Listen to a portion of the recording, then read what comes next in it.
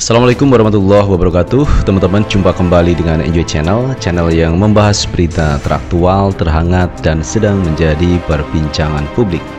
Sahabat Enjoy Channel, kali ini yang akan kita bahas mengenai hasil realcon Pilpres 2024 yang dilakukan oleh KPU dengan Sirekapnya, kemudian jurdil2024.org, dan juga kawal pemilu, bagaimana hasil realconnya. Namun teman-teman, sebelum kita lanjut, kita tonton video yang satu ini.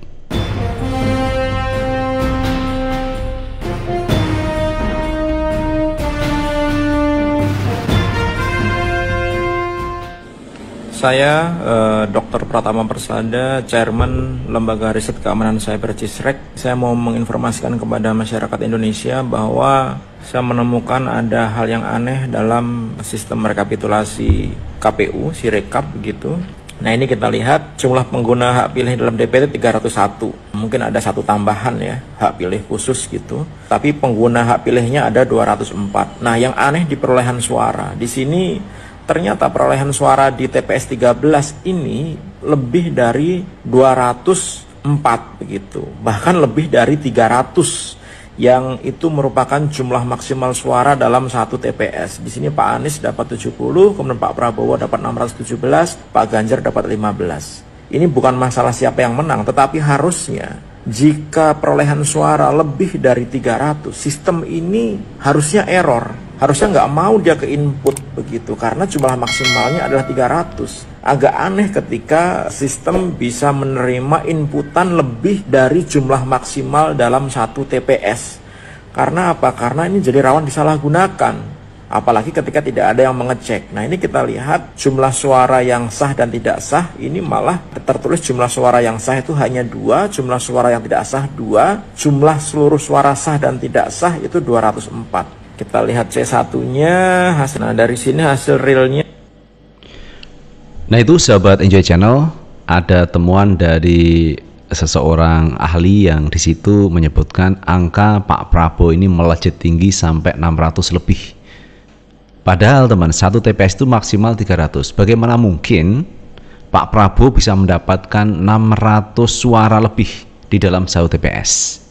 Dan itu juga dipersandingkan dengan formulir C1. Jadi ada perbedaan yang menyolok. Dan temuan-temuan ini tidak hanya sekali, tapi banyak temuan yang terjadi di Sirekap KPU. Mengapa itu terjadi? Harusnya namanya sistem ya.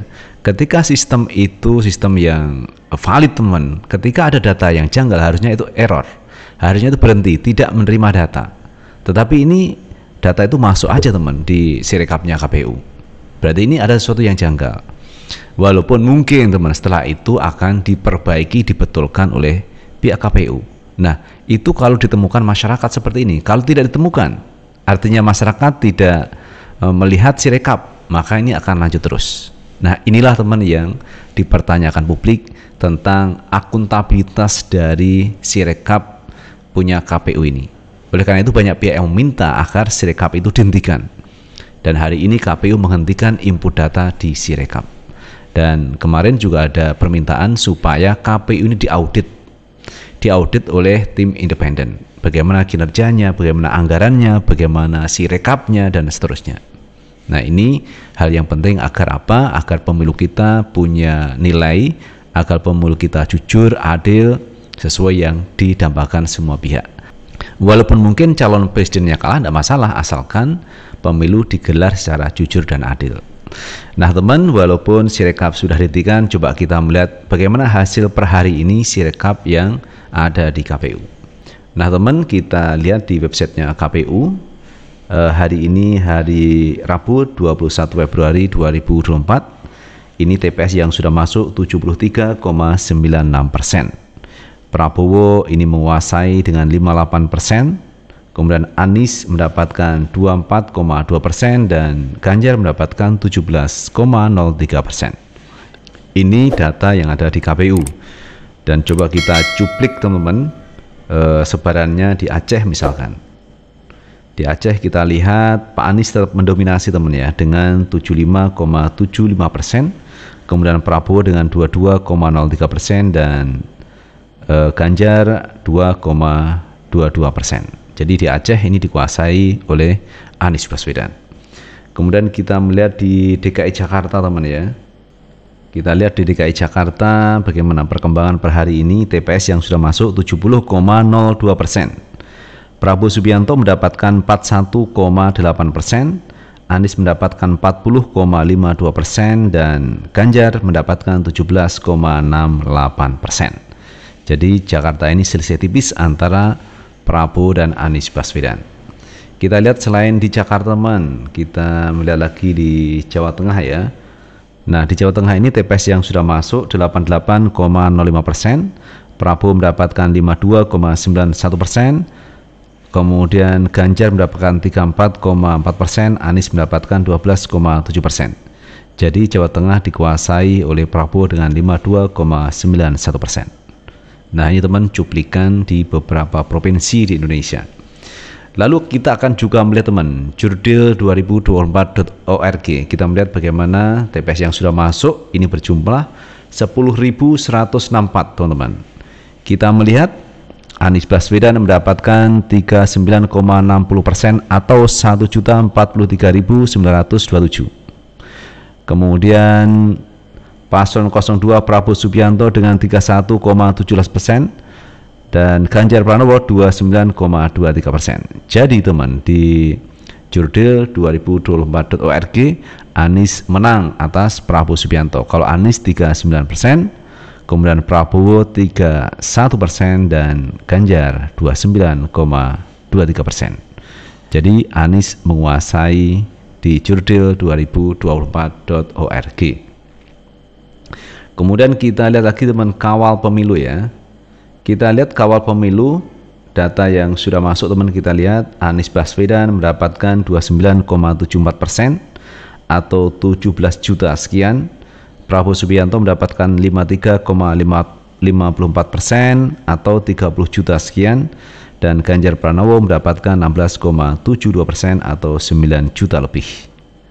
Nah, ini teman, kalau kita melihat di kawal pemilu 2024, Prabowo menguasai, menang atas Anies maupun di Ganjar Pranowo. Nah, kalau kita melihat hasil Relcon hari ini teman ya, bahwa Prabowo itu menguasai di data servernya KPU atau Sirekapnya KPU, yang kedua kawal pemilu, tetapi kalau di Jurdil 2024 Anies itu yang menang. Nah, masalahnya sekarang adalah kemarin Prabowo itu sudah mendeklarasikan menang dalam Pilpres kali ini, dan dia melihatnya berdasarkan quick count yang ada di lembaga survei. Tetapi kalau kita perbandingkan teman, lembaga survei sama Relcon KPU hampir sama. Nah, yang menjadi masalah kedua adalah pihak 01 maupun 03 ini mendapati kecurangan dalam Pilpres 2024. Tentu saja deklarasi yang dilakukan Prabowo Subianto belum memuaskan. Karena apa? Masih ada persoalan yang mungkin akan bergulir sampai ke Mahkamah Konstitusi. Walaupun mungkin teman, walaupun mungkin ini Prabowo akan menang di Pilpres 2024, tetapi harus melalui uji teman, uji hasil Pilpres. Karena kalau terjadi kecurangan, ini bisa terjadi pemilu ulang atau pemilu diulang kembali di beberapa daerah. Nah, ini teman yang harus diwaspadai Prabowo Subianto. Kalau Prabowo tidak bisa menguasai 50% plus 1, bisa jadi pemilu tahap kedua akan berlangsung.